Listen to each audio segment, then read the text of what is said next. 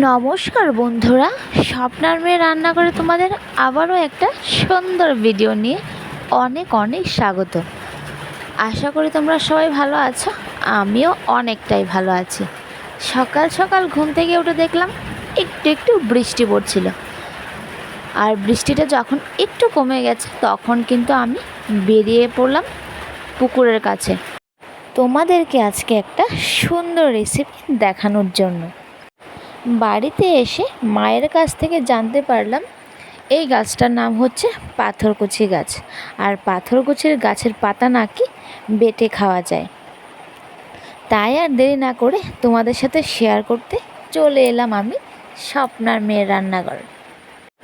তো দেখো, পাতাগুলো কিন্তু আমি প্রথমে গাছ থেকে একটা একটা করে সুন্দর করে পেরে নিয়েছি, আর আমি কিন্তু অনেকগুলো পাতা পেরে নিয়েছিলাম।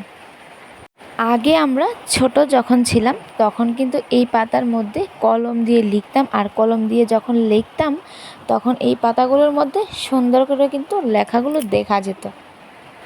যখন জানতে পারলাম যে এই পাতাটাও কিন্তু খাওয়া যায়, তো তাই আর দেরি না করে আমি কিন্তু পাতাটা কিভাবে খাওয়া যায় ওইটা তোমাদের সাথে দেখানোর জন্য রেডি হয়ে গেলাম। তো দেখো, আমি কিন্তু অনেকগুলো পাতা নিয়ে নিয়েছি, আর এখন আমি পাতাগুলো সুন্দর করে কিন্তু ধুয়ে নেব। তো এই যে দেখো, গাছগুলো দেখতে কিন্তু খুবই সুন্দর লাগছিল, আর আমি এখানে মোটামুটি এক বাটি কিন্তু পাতা নিয়ে নিয়েছি, আর তারপরে পুকুরে নেমে পড়লাম পাতাগুলো ধোয়ার জন্য। তো এই যে দেখো, পাতাগুলো কিন্তু আমি পুকুরের জল নিয়ে ভালো করে ধুয়ে নিয়েছি। তো একবার ধুয়ে আমি আবারও ধুয়ে নিলাম যাতে পাতাগুলোর মধ্যে কোনো রকম ময়লা না থাকে। তারপরে এই রেসিপিটার জন্য কী কী লাগবে সবগুলো কিন্তু নিয়ে নিয়েছি কাঁচামরিচ দুটো, লবণ, পেঁয়াজ কুচি আর পাথরকুচি পাতা। তো চলো দেরি না করে এখন শুরু করি আজকের ভিডিওটা।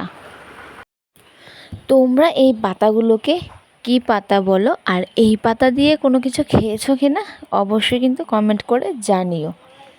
আমি কিন্তু এই প্রথমবার পাথরকুচি পাতা ট্রাই করছি, আর জানি না খেতে কীরকম হবে। তো দেরি না করে এখন আমি রান্নাটা শুরু করব। প্রথমেই কিন্তু কাঁচামরিচ আর লবণটাকে ভালো করে একদম মিহি করে বেটে নিচ্ছি। তারপরে আমি অল্প অল্প করে পেঁয়াজটাকে মরিচ আর লবণের সাথে বেটে নিচ্ছি।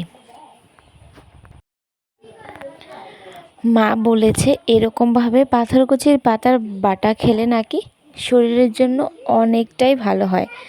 তো দেখো, সবগুলো পেঁয়াজকে কিন্তু আমি খুব ফ্রেশ করে বেটে নিয়েছি। এখন কিন্তু পাথরকুচির পাতাগুলোকে বাটার পালা।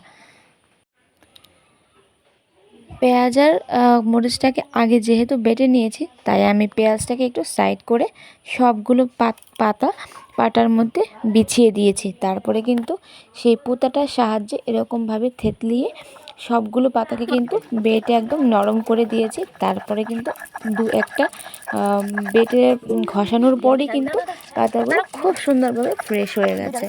দেখতে যেরকম পাতাগুলো ভারী, ততটাই কিন্তু কষ্ট হয় না বাটার সময়। এরকমভাবে পোঁতাটা দিয়ে এরকম থেতলিয়ে নিলেই কিন্তু খুব সহজে বাটাটা ফ্রেশ হয়ে যায়। তো দেখো, আমি কিন্তু বাটাটা কমপ্লিট করে নিয়েছি।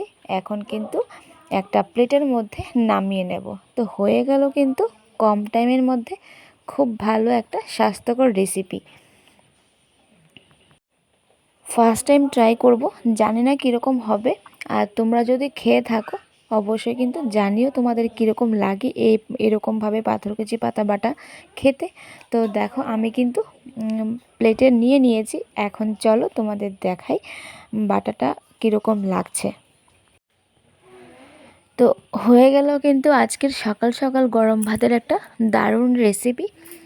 তো যদি তোমাদের ভালো লেগে থাকে তাহলে অবশ্যই কিন্তু লাইক করে দিও, আর যারা যারা আমার চ্যানেলে নতুন আছে তারা প্লিজ চ্যানেলটাকে সাবস্ক্রাইব করে দিও। পাতাগুলো বেটে আমি আর দেরি না করে এখনই কিন্তু ভাত খেতে বসে পড়ব।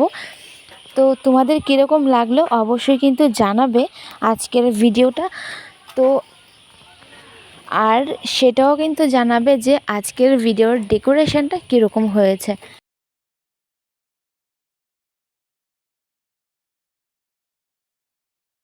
তো এখন আমি খাওয়া শুরু করে দেব। তো আজকের জন্য এখানেই বিদায় নিচ্ছি। সবাই ভালো থাকো, সুস্থ থাকো আর আমার ভিডিও দেখতে থাকো। Bye bye.